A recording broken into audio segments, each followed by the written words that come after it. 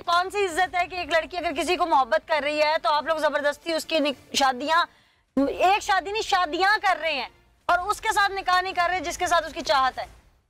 और गैरत के नाम पर फिर उस लड़के के साथ आप जो सलूक कर रहे हैं उसकी आंखें निकाल दी आप लोगों ने बर्फ वाले सुए से। इतना भयानक इंतकाम तुम्हारे दिमाग में कैसे आया था? मैंने जी एक फिल्म देखी थी। कौन सी फिल्म? बंगाली जी। अच्छा, उसमें क्या देखा था? वो जी आंखें निकालते हैं। अच्छा जी सर, मैंने वो आइडिया इस्तेमाल किया। उस फिल्म का क्लाइमेक्स या एंड नहीं देखा था कि जो इस तरह की हरकतें करते हैं उनके साथ फिर क्या होता है? नहीं। क्या नाम है भाई तुम्हारा? जुल्फकार जी। जुल्फकार जी। ठीक। तुम्हारी बहन थी? जी। अच्छा, तुम भाई? आबिद अली। आबिद अली। तुम भी भाई हो? जी। अजहर अली। अजहर अली जी। तुम क्या लगते हो? बेगम। तुम्हारी वाइफ के टर्म्स थे उस शख्स का जिसको तुम लोगों ने मारा। अच्छा हाँ भाई? अनवर अली जी। अनवर अली। तुम्हारा क्या रिश्ता है? जी मेरी भाभी। हाँ भाई? नवाज। रिश्ता पूछा है? इस केस में तुम्हारा कसूर क्या था, खुद ही बताओ।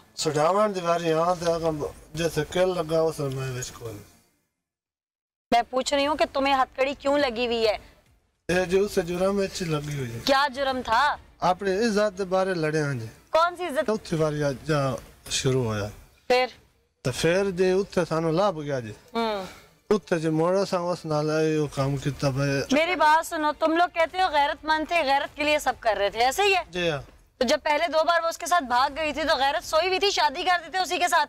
नहीं जी, मोड़ निकाह अगा कर देता जी। अगा मोड़ उसी से कर देते जिसके साथ वो भाग रही थी बार बार। नहीं जी।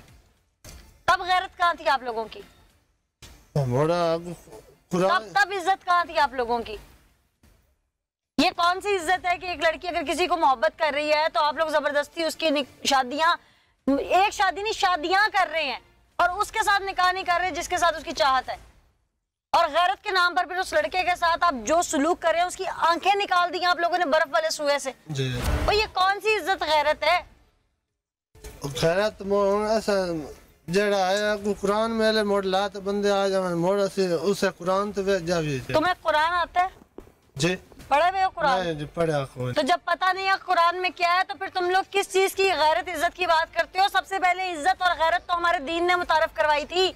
उस कुरान में कहा गया है कि लड़की की मर्जी है तो उसकी शादी उस जगह पे कर दो जहां वो चाहती है। लड़की और लड़के की तुम शादीशुदा हो, तुम्हारी अपनी बीवी के ऊपर दिल ना हो या उससे शादी ना करना चाहते, तुम्हारी अम्मी कर सकती थी? इसी तरह औरत के पास भी इख्तियार है। ये हमारा दीन कहता है कि बेटी से पूछा जाए, ऐसे ही है जी हाँ। पूछा जाए। औलाद है ना जी हाँ। बेटियां भी हैं ना, कल को पूछोगे नहीं बेटी से कि बेटा तू यहाँ खुश है कि नहीं? जब पूछना पड़ता जी। तो फिर गैरत किस चीज की थी? अगर उसकी मर्जी वहां थी कर देते। तो मोड़ ना करने आज गलती तो हुई है ना? गलती तो हुई है ना उस दिन जब वो पकड़ के वहाँ पंचायत लगा रहे थे। किस चीज की खुद साख्ता पंचायत थी? नहीं लगानी चाहिए थी। जी हाँ। हैं? जी हाँ। आज एहसास हो रहा है जिस कदर ये इंसानियत सूज वाक़या था। दुनिया के किसी मजहब में ना तो इसकी इजाजत है ना ही हमारा दीन इसकी इजाजत देता है। आखिर दीन कहता क्या है, यही जानने के लिए हमारे साथ महमूद अहमद चिश्ती साहब मौजूद है, मजहबी स्कॉलर हैं। बहुत शुक्रिया हमें ज्वाइन करने के लिए। चिश्ती साहब ये बताइएगा कि किसी की आंखें निकाल देना बर्फ वाले सुए के साथ एक महज इस शक की बुनियाद पर कि इसके ताल्लुक हैं हमारी घर की किसी औरत के साथ, क्या दीन इस नहज पे आके भी कि ताल्लुक वाक़ई साबित भी हो जाए, क्या इस इजाज़त देता है कि ऐसा कोई जुल्म रवा किया जाए? बिस्मिल्लाहिर्रहमानिर्रहीम। यहाँ पर 2 चीज़ें मैं आपके सामने पेश करना चाहता हूँ। पहली बात तो ये कि गैरत के नाम पर किसी पर तशद्दुद करने की इस्लाम क़तन किसी मकाम पर भी इजाज़त नहीं देता। एक सहाबी अल्लाह के नबी की बारगाह में हाजिर हुए, अर्ज़ किया या रसूलल्लाह मैंने अपनी बीवी को हालत गैर में देखा है, क्या मैं उसे कत्ल कर दूँ? तो अल्लाह के नबी ने इरशाद फरमाया तुम्हें कोई हक हासिल नहीं है कि तू उसे कत्ल करे, क्या तेरी गैरत अल्लाह और उसके रसूल से बढ़ के है?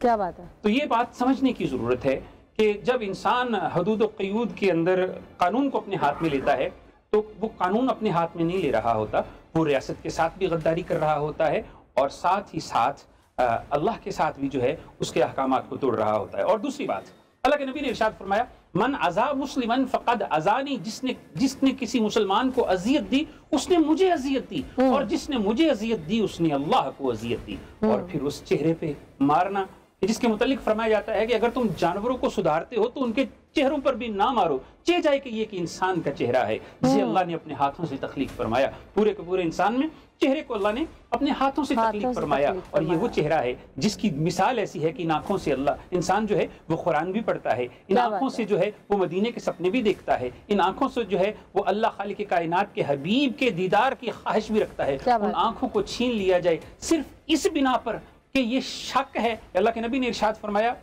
कि मन हमल अलैना सलाह फलैसा मिन्ना, जिसने किसी मुसलमान पर हथियार उठाया वो हम में से नहीं। और दूसरी रिवायत में अल्लाह के नबी ने इरशाद फरमाया कि जिसने किसी मुसलमान पर हथियार उठाया अभी उसे इस्तेमाल नहीं किया, फरमाया लानतुल्लाहि वल मलाइकति वन नासी अजमाइन, जमीन और आसमान के अंदर जितनी भी चीजें हैं, फरिश्ते हैं, उस शख्स पर लानत भेजते रहते हैं जब तक कि वो उस हथियार को फेंक नहीं देता। लेकिन यहाँ पर सवाल ये है कि कुरान ने मजीद बुरहान रशीद सूरतुल माइदा आयत नंबर 45 के अंदर अल्लाह खालिक कायनात ने इरशाद फरमाया कि आंख के बदले आंख, लेकिन इसका मतलब कतन ये नहीं है कि कोई शख्स जो है वो कानून को अपने हाथ में ले ले। कानून पर अमल दरामद करना और हदूद व क़यूद का जो है ताल्लुक रियासत के पास है, क्योंकि इख्तिदार आला काजी के पास है, काजी के पास है, रियासत के पास है। अल्लाह की जात के बाद रियासत को अल्लाह ने दिया है, इसीलिए फरमाया अतीउल्लाह व अतीउर रसूल व उलिल अम्र, अल्लाह की अताअत करो, अल्लाह के रसूल की अताअत करो और हुकूमत वक्त। अब काजी को अल्लाह ने जब ये हक दिया हुआ है कि पहले वो ये फैसला करे कि क्या इस शख्स पर हदूद लागू होती है या नहीं, और इसकी सजा क्या है और किस तरह से उसे जो है वो पाए तकमील तक पहुंचाना है, ये काम है रियासत का। लेकिन जब कोई शख्स किसी को सजा देने के लिए कानून को अपने हाथ में लेता है तो वो माशरे के अंदर इंतशार पैदा करता है, जुल्म करता है, बर्बरियत करता है, और सबसे बड़ी बात ये कि वो रियासत के साथ जो है वो कहना बहुत बड़ा जुमला है, लोग इसको बहुत बड़ा सीरियस लेंगे, लेकिन हकीकत यह है कि वो रियासत के साथ गद्दारी कर रहा है, क्योंकि रियासत के साथ बगावत कर रहा है, क्योंकि रियासत ने जो अहकामात काजी को और रियासत को दिए हैं वो कोई शख्स अपने हाथ में ले तो इसका मतलब ये है कि वो रियासत के साथ बगावत की कोशिश कर रहा है। इंसान खुद अपनी ज़ात को कैसे संवार सकता है? अल्लाहु अकबर, बड़ी खूबसूरत बात की। खुद इंसान अपनी ज़ात को इसी तरह से संवार सकता है कि दूसरों की, अल्लाह के नबी ने इरशाद फरमाया कि बदजुबानी और बदगुमानी से इज्तनाब किया जाए। दूसरों के मुतल्लिक जो है वो बदगुमानियाँ करने की बजाय अपनी ज़ात का एहतसाब किया जाए। मौला कायनात के शहजादे ये फरमाते हैं कि मुत्तकी वो नहीं है जिसकी महफिल पाक है, मुत्तकी तो वो है जिसकी तन्हाई पाक है। तन्हाई के अंदर अच्छी सोचें रखा है। बहुत खूबसूरत मैसेज दिया कि मुत्तकी वो नहीं जिसकी महफिल पाक है, बल्कि मुत्तकी वो है जिसकी तन्हाई पाक है। हाँ भाई, क्या हुआ था उस दिन? उस दिन जी उन्हें बांधा टाली के साथ, और ये तुम भी पानी पीने चले गए? नहीं जी, अच्छा, शुक्र है तुम में से कोई तो रह गया। सब पानी पीने चले गए थे। हाँ। मैं यहाँ पर अकेला था जी, यहाँ से केल पड़ा था, वो मैंने उठाया और उसकी आंखें में डाल दे। क्यों क्यों वो जी उससे क्यों मार दी? क्या कहा था उसने तुम्हें? कुछ चोरी की थी तुम्हारे घर? नहीं। क्या किया था उसने? उस बहन को तो तुम लोगों ने कुछ कहा नहीं? नहीं। उस दिन वो शख्स तुम लोगों की बहन के साथ भी नहीं था, तो तकलीफ क्या थी तुम लोगों को? वो जी उनके साथ ही जा रहा था, फिर से मैंने, उसने मुझे देखा, फिर से वो छुप गया कमांड में। जब वो उसके साथ बार बार जाती रही, तुम लोगों ने उसका निकाह नहीं किया, बल्कि उसका आगे आगे निकाह करते रहे। कहीं ना कहीं तुम लोगों के अंदर कहीं ना कोई तकलीफ थी। उसके बाद वो आया तो वो तुम्हारी बहन के घर के अंदर नहीं था, उस गांव में आया, तुम लोगों ने पकड़ के उसको मारना शुरू कर दिया, और इतना मारा कि लोगों को प्यास लग गई। वो एक और तुम इतने लोग, 11 लोग, तुम कहाँ की इंसानियत थी? ये खुद साख्ता पंचायत है। कभी थाने का बोर्ड नहीं देखा था यहाँ पे? जिस दीन ने इज्जत गैरत सिखाई है, उस दीन ने यह भी बताया कि किसी इंसान को तकलीफ नहीं पहुंचानी, और उसी दीन ने इख्तियार दिया है औरत को भी कि वो भी अपनी मर्जी का शौहर पसंद कर सकती है। घर वाले उसका निकाह वहां कर दें अगर उसकी मर्जी है तो। औरत को इख्तियार दिया है ना दीन ने जी। तो फिर तुम लोगों को किस चीज का इख्तियार था? गैरत का लफ्ज ही हमारे दीन ने मुतारिफ करवाया। गुनाह था जी, इसलिए उसे क्या गुनाह था? वो जी यहाँ पर गया था उसके पीछे। जब तुमने अपने बहनोई के हाथ में अपनी बहन का हाथ दे दिया, ये काम वो करता तो चलो एक माशर्ती जस्टिफिकेशन थी उसके पास, तुम्हारे पास तो वो भी नहीं थी। अब गुनाह तो ये था, ये वो भी जो तुमने किया सवाब का काम है। नहीं जी, तो जब तुमने भी गुनाह ही करना था तो तुम में और उसमें क्या फर्क है? कोई नहीं, कोई फर्क नहीं रहा ना। जी। बहन के बारे में कुछ सोचा हुआ था कि उसका भी कुछ करना है? तुम्हारे अंदर कोई दुश्मनी पल रही थी? ये मारे कैसे थे उसकी आंख में सुए? सुआ था, तो दोनों आंखों में मैंने जो उसकी मारा था। इतना भयानक इंतकाम तुम्हारे दिमाग में कैसे आया था? मैंने जी एक फिल्म देखी थी। कौन सी फिल्म? बंगाली जी। अच्छा, उसमें क्या देखा था? वो जी आंखें निकालते हैं। अच्छा जी सर, मैंने वो आइडिया इस्तेमाल किया। उस फिल्म का क्लाइमेक्स या एंड नहीं देखा था कि जो इस तरह की हरकतें करते हैं उनके साथ फिर क्या होता है? नहीं, एंड नहीं देखा है, मतलब की चीज देख ली। वाह, अब इसका एंड क्या होता है ये मैं बताती हूँ तुम्हें। हाँ जी, जिसे क्या सजा हो सकती है? उम्र कैद की हद तक हो सकती है। इससे सारी जिंदगी जेल में सलाखों के पीछे सड़ना पड़ सकता है। ये है इसका क्लाइमेक्स, समझ आइए नाजरीन। ये वो लोग हैं जिन्होंने महज शक की बुनियाद पर, इनको शक था कि इनकी बहन उसको पसंद करती है, हालांकि अब वो शादीशुदा 2 बच्चों की माँ है। इन्होंने शक की बुनियाद पर रंगे हाथों भी नहीं पकड़ा, घर से भी नहीं पकड़ा, सिर्फ किसी के कहने पर किसी ने फोन किया कि गांव में वो लड़का मौजूद है। इन 11 लोगों ने उसे पकड़ के बेईमाना तशद्दुद का निशाना बनाया और उसके बाद अपनी मनफी सोच, जो शैतानियत इनके दिमाग पे तारी थी, उसको सामने लाते हुए बेदर्दी से उसकी आंखों में बर्फ वाला सुआ मार दिया। इस वक्त न जाने वो अपनी सांसों की डोरी आगे लेके चल सकता है नहीं। डॉक्टर्स कहते हैं कि उसकी हालत अभी तक खतरे में है। इन्होंने बर्बरियत ढाई, इन्होंने इस चीज का अंदाजा नहीं किया कि ये जो कर रहे हैं ये कितनी बड़ी हैवानियत है, सफाकियत है। सिर्फ एक फिल्म में देखा और उसे असल जिंदगी में आजमा दिया। खुदारा टीवी, फिल्म, ड्रामे ये आप लोगों को सबक देने के लिए होते हैं, वहां से नेगेटिव चीजें सीखने के लिए नहीं। सर, क्या हाल है आपका? अच्छा चाहल साहब, मुझे ये बताइएगा कि एक आशिकी माशूकी का शुबा, शादीशुदा औरत का शादीशुदा मर्द के साथ ताल्लुक, चले ये अखलाकी बुराई है, दीनी बुराई है, मैं समझती हूँ इस चीज़ को, कानूनी बुराई भी होगी। क्या किसी आम इंसान के पास ये हक है, वो किसी भी रिश्ते में हो, कि वो इस बुनियाद पर आंखें निकाल दे लड़के की कि तुमने हमारी घर की बेटी की तरफ देखा, या इस तरह का कोई इंसानियत सूज वाक़या रूनुमा करे, सुआ मार की आंखें निकाल देना, इसके ऊपर कितनी सज़ा हो सकती है?